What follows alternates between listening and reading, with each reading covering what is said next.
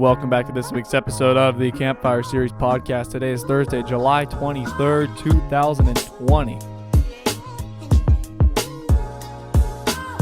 I am your host, Logan Soforenko. Be sure to check us out on Spotify, Apple Podcasts, and YouTube. We have a very special guest joining us today. She was most recently in the Broadway production of Waitress, but she is a 7 Broadway show veteran, 2 national tours on her resume as well, and plenty of regional credits. Please welcome Alison Luff. Hi, I'm Alison Luff. And I moved to New York in 2008. I moved here right out of high school. I'm showing my age, that's fine. And I've been doing theater. I've been really lucky to do a lot of theater in New York. I've done 7 Broadway shows and 2 national tours. And the last Broadway show I did was Waitress, and I played Jenna in that. That was a lot of fun. I've done some theater out of town as well. I actually did a show in Pasadena Playhouse and met my husband there. And shortly after I met my husband, very shortly, a week after, we formed a band called the Bones Band. And so when I'm not doing theater and I'm not doing film and TV, our music occupies my time. We both write and record. And yeah, that's kind of like me in a nutshell. So your most recent Broadway production was Waitress, and that closed beginning of January. Tell us a little bit about your time with Waitress. It was awesome. I mean, from the get-go, from the first time I ever saw it, back in November, I don't know what it is, probably 2000. When did it open? 2015, maybe 2016. I can't remember the exact time, but whenever I first saw it, I saw the original cast and I loved it. I was so inspired by it. I turned to my husband within the first 10 minutes of the show, and I looked at him and I was like, I have to play that role. I want to play it so bad. And then 5 years later, it worked out timing wise after a lot of like close calls for the past 5 years, either of wanting to go into the show and being involved in other things, so I couldn't, or for whatever reason, it just ended up working out that I finally got to go into the show. And I loved my time. I had an amazing group of people and an amazing cast to work with, and the fans are just incredible. I think that was one of the biggest things. Was I did the show with Colleen and Todrick, and they have got some very dedicated and lovely, gracious fans that were extremely supportive to not only them, but to everyone at the stage door. And that was a really cool experience to get to see Colleen make her Broadway debut and just be a part of that with her. I made some really great friends. I did my Dr. Pomander was Mark Evans, who is a really close friend of mine now. I was actually friends with his husband. We did Escape to Margaritaville together. So we did that together. And then I met Mark through his husband, Justin. They weren't married yet, but and hung out with him. And I kind of always thought, I think we had even joked one day, I was like, I feel like we're going to play opposite at some point.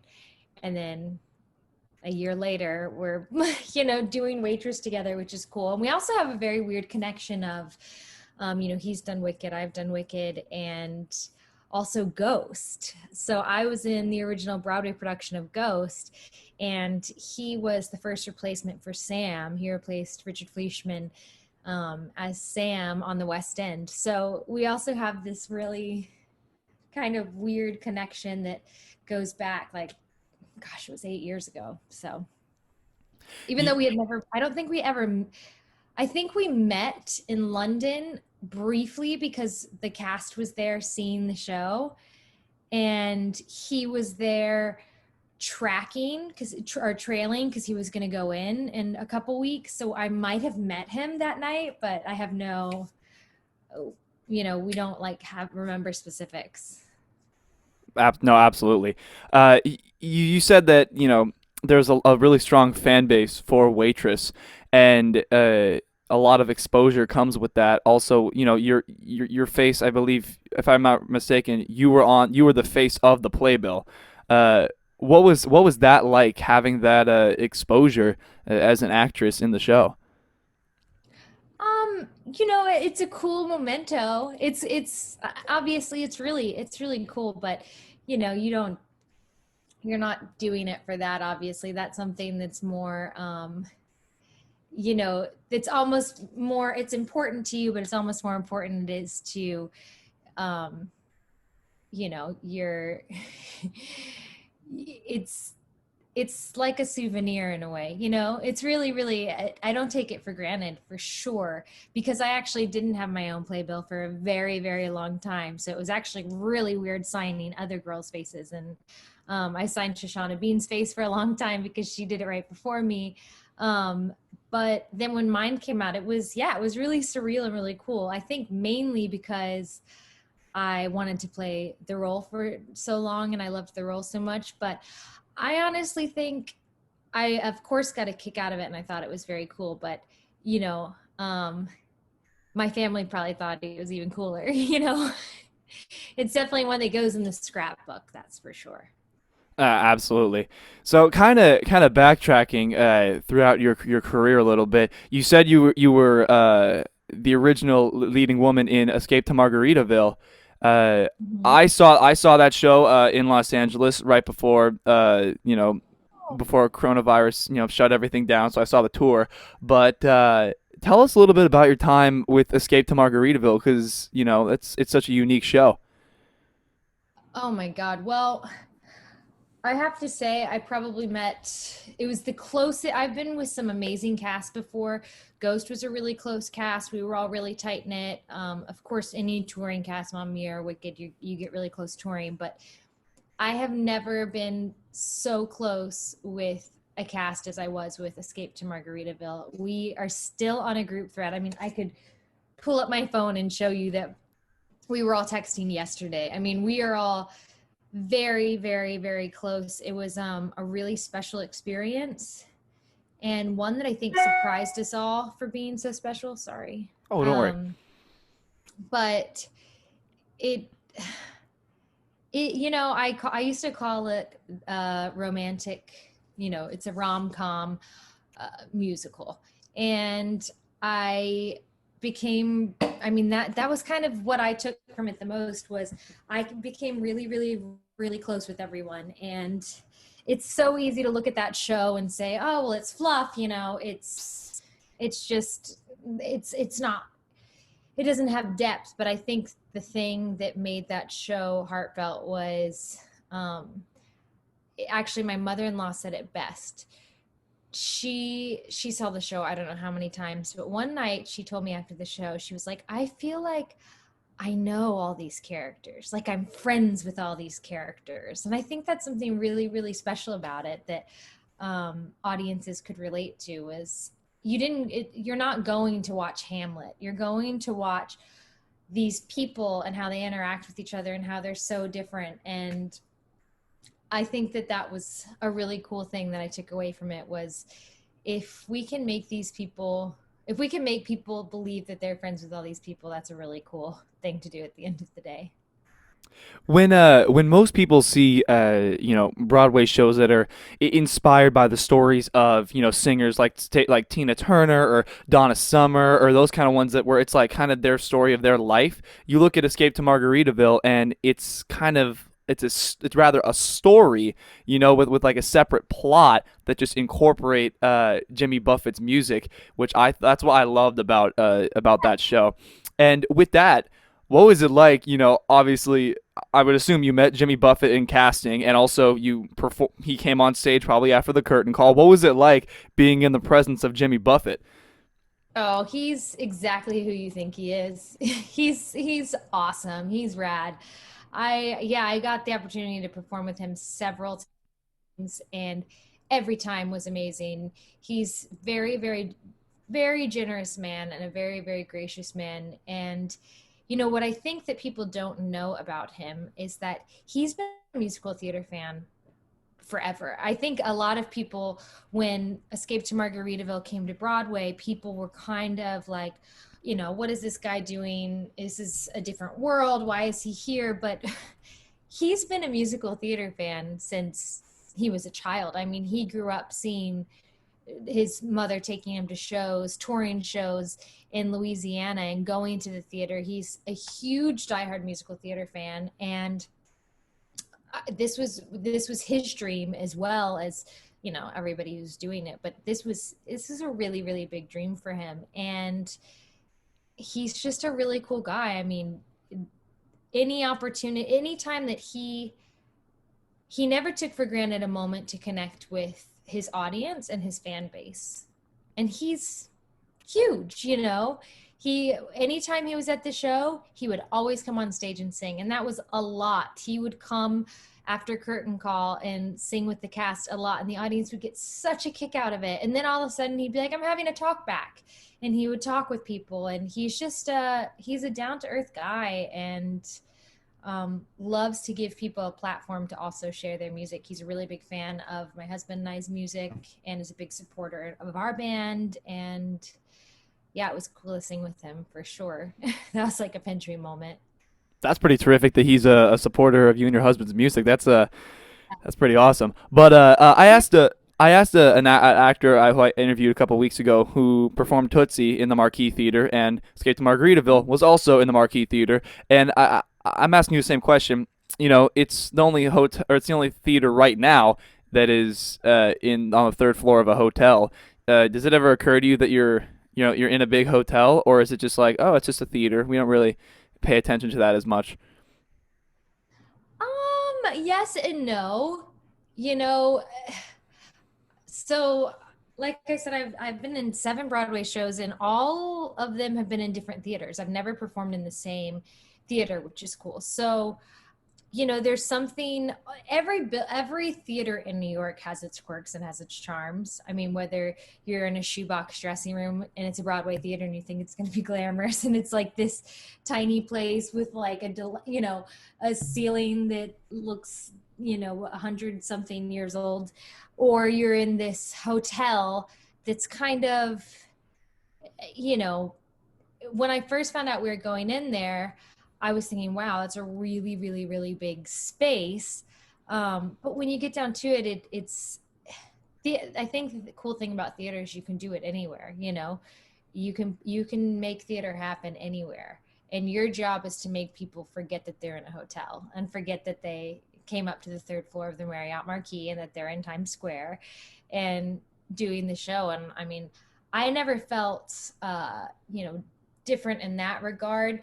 There were times where there'd be like a wedding on the floor above or somewhere in the hotel that you could like hear the bass drum music, which was always kind of hilarious. It only happened like once or twice, but then you're in another theater and you're right on the street, and it's a tiny little theater with paper thin walls, and you hear every siren that goes by. So that's just like the joy of doing a show in New York. There's give and takes to any theater you perform in, but the Marquee was beautiful in the fact that it was newly renovated and the crew there is unlike any other. So Yeah, absolutely. So, going back again to another, I guess, show you were in your career. You said you were with Wicked. I'm not entirely sure. Were you in the tour, or did you do it on Broadway for a little bit? I was on the tour for a year, the first national tour for a year. Yeah. Now, tell us a little bit about being on the road with Wicked, and just like, well, obviously what it was like being in that awesome show, but also performing it 8 times a week and having it be like very taxing. Um, well, yeah, it is. It's a big role. I played Alphaba, and it's a big sing. It's a big show to carry. But you don't carry it alone. I mean, that show is such an ensemble piece, and the ensemble is working so freaking hard. And then you have your Glinda, who is right there with you the entire time. And I used to always say that I could always tell within like the first 10 minutes of the show whether the audience was understanding Glinda more or understanding Elphaba more. There's like, I think we can all identify with one of, you know, obviously any of those characters, but one of those women more. And I always found that intriguing, which audiences identified with Glinda from my perspective and which ones which ones, related more to Elphaba. But it's, I mean, I loved it. I always wanted to play that role, and I was really lucky. It felt good in my voice, so I I didn't stress too much about that. But touring was really, really hard, in the fact that it's very hard to stay healthy when you're on tour, and it's very hard to, I mean, I think that's the hardest thing, is it's hard to stay healthy when you're on tour and you're traveling nonstop, and you have to drink water, and then you have to figure out what this, in each space, each theater, I mean, going back to theaters, each theater has a different sound, and you're getting used to how one theater sounds, and then you move to the next theater. But we were lucky, we had longer sit downs. I think our shortest sit down was 2 weeks, and our longest was maybe 6 weeks. But uh, I overall, it was an incredible performance. All right, sorry, incredible experience. I have to ask just because, why not? The green paint. What was that just like? Was it, a pain to get off after every night before you go to stage door? Was it hard, singing, defying gravity in this face paint? You know what I mean? Like, what was that like? I learned after my very first performance that I sweat a lot. I think, or I probably learned it after my put in, actually, my put in rehearsal, where you go through the whole show, and it's like the first time and only time before an audience that you do it with full makeup and full costume. And I came off, and half my face was the color of my flesh, and the other half was green. But Christina Tracy was the makeup artist on that show, and the makeup supervisor, and she just packed a lot of extra concealer on me and a lot of powder, because I sweat when I get nervous, and I sweat when I work hard, and I was nervous and working hard every single night. But it it wasn't really weird singing with it. You get used to it. And as far as taking it off, I just would use coconut oil every night to take it off. And I'm just closing my email. There we go. So it doesn't make that sound anymore. um, yeah, I used coconut oil every night and Dr. Bronner's every night to get it off. And you always find green in your ears, so. What is a I guess on Broadway, I guess you kind of said how hard it is staying healthy on tour. On Broadway, being in the same theater every week. What are some things you use to stay healthy doing it 8 times a week? How do you stay healthy physically? How do you stay mentally healthy and strong and all that stuff? Water, water, water, water, water. Water and sleep primarily. Um, and doing things that serve you in the daytime, exercising. I really like doing yoga. I really love cooking. So if I can cook my meals instead of go eat out, which I love also. I love going to eat out, but um just kind of those self-care things. I'm really, really big on sleep. So I sleep, and always like to get to the theater early, and so I can kind of mentally prepare. I really love swimming whenever I have a pool, back when the gym was open and you could swim. Um, but mainly water and sleep. Really, that is the key to staying healthy, doing 8 shows a week. And then I also take my supplements and my herbs and my vitamin C and all that. But the thing that is the most consistent is water and sleep. Absolutely. What is what is the next step for you? I know it's a lot of, unknowns right now just because, obviously theater being closed for the rest of 2020. What's the next step? Is it pursuing your music with your husband, or is it, if a theater job comes up, am I going to take it? Like what's your next step come next year, I guess? Well, I actually, I'm starting to film a new TV show in August, so I'm booked for a while. Oh, Um, good. Congratulations. Thank you. Yeah, it's a new TV show called Heels. It's going to be on Stars, and I am have been over the last couple months in quarantine, been working on those scripts and just working on that character. And I play a young. I say young. Why do I say young? I'm not that young anymore. You always describe yourself as a young, whatever. No, I play a Southern matriarch of a family, and I'm from the South, so it's fun to lean into that. And I love playing Southern women. But yeah, I go to Atlanta in August to start filming that for the next 6 months. So How sending lots of prayers and thoughts to stay healthy and just yeah. safe through filming. But you said that you moved to New York. Going back to what you said earlier, you moved to New York right after high school. Uh, Mhm. what is some advice you can give to our young audience and like our teenagers like myself that are going to college next year, and what's some advice you can give to people about pursuing musical theater, like whether you're going to college or whether you're making the move right away, but right now kind of can't make the move because there's Right. nothing. Well, you can in the fact that you can still write, you can still read plays, you can still watch shows, you can still be creative. You can still always find a time to be creative. And I think that's a big takeaway from this is knowing, I think we also have a tendency to when anytime that we don't have something, we feel like we have to make ourselves busy and we have to stay creative and we have to do this and we can't waste any time. But so finding those downtimes to recharge, so when the time does come, you're healthy and you're able and you're in the right headspace and you're recharged to do so. But um, I think one of the something that I when I really found a shift happen in my career was the when I started learning from everyone I was working with. So not just using the acting teachers or the voice coaches to learn from, but you know, having this of course as artists you have this respect for other artists and you have these people that you really admire and you admire their work, but then you look at them and you're like, okay, well, I can admire them or I can also like learn from them, or the people you don't necessarily relate, whose work you don't necessarily relate to. I think you can learn from everyone. And this when you start using your peers and your fellow castmates as your teachers, I think is an opportunity for a really really um, big shift and a lot of growth.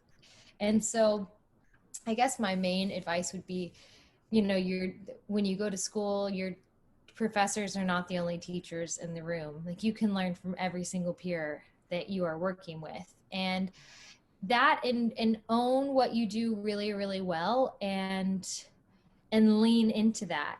It's easy to admire someone and say, oh, this is what I want to do, I want to do it just like them, but you're never going to do it as well as they can do it.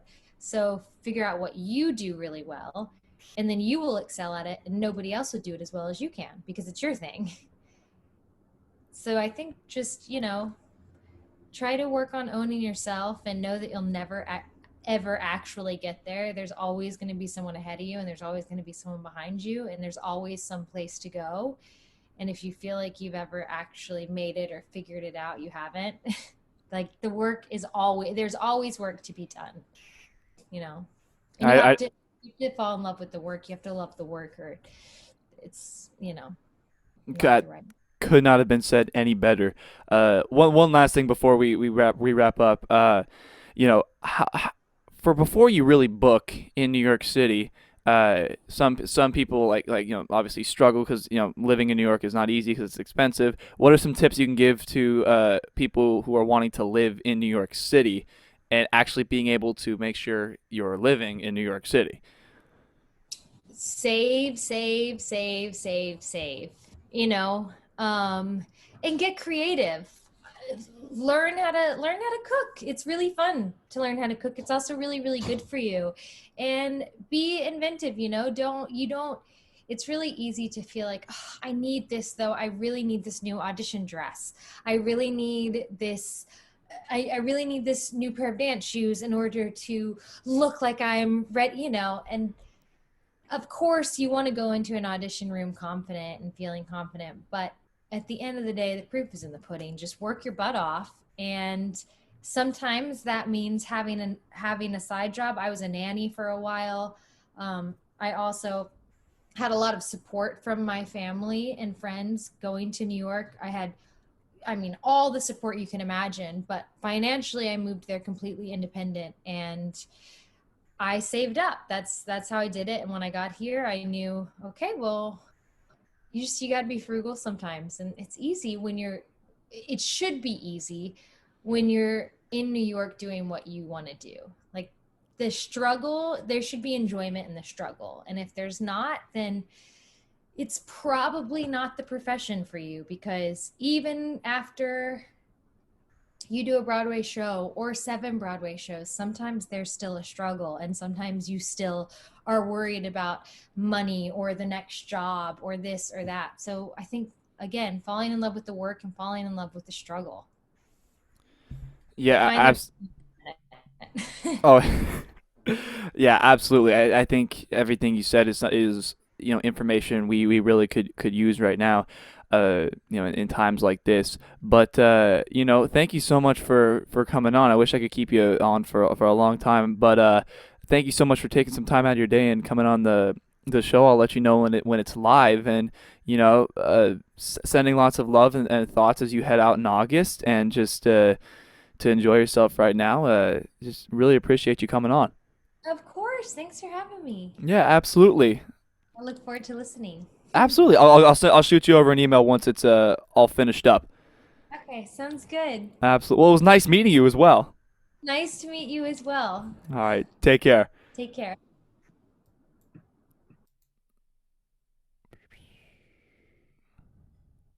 Thank you guys so much for tuning into this week's episode. Be sure to check us out on YouTube, Apple Podcasts, and Spotify.